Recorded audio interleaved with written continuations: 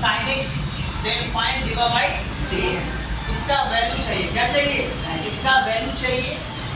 तो इसमें करना कुछ नहीं है, पहले आपको लिखना होगा tan x पावर में आपका कितना है sin x। दोनों साइड आपको log लगा लीजिए, क्या लगा लीजिए? दोनों साइड आप log लगा लें, log वाला ही मैथ है, दोनों साइड आपको log लगा लेना होगा। तो जैसे ही log लगता है तो मात्रा पर जो रहता है तो उसी में आता है गुना में, उसी में आता है गुना में आता है। बात समझ में आया? गुना आ गया, गुना में आ गया।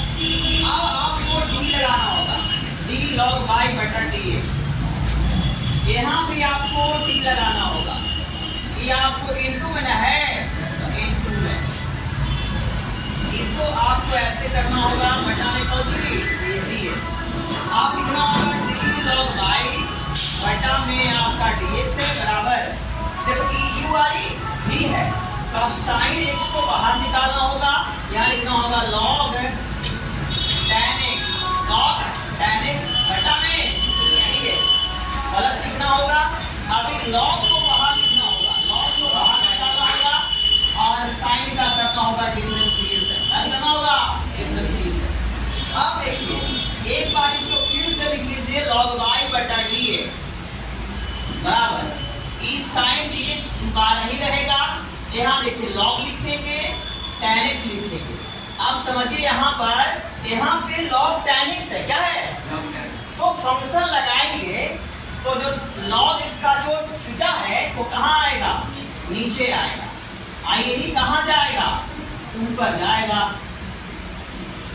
बात समझ में आया?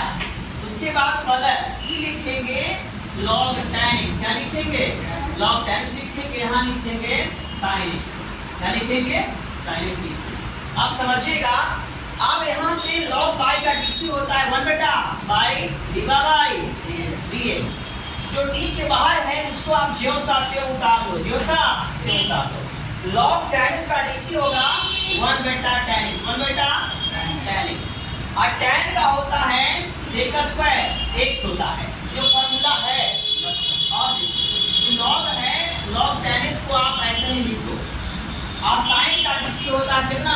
cos होता है, कितना होता है? अब देखिए अब क्या करना होगा, dy बाई dx यहाँ पे लिखेंगे, y से आप पूछा क्या कर लेंगे?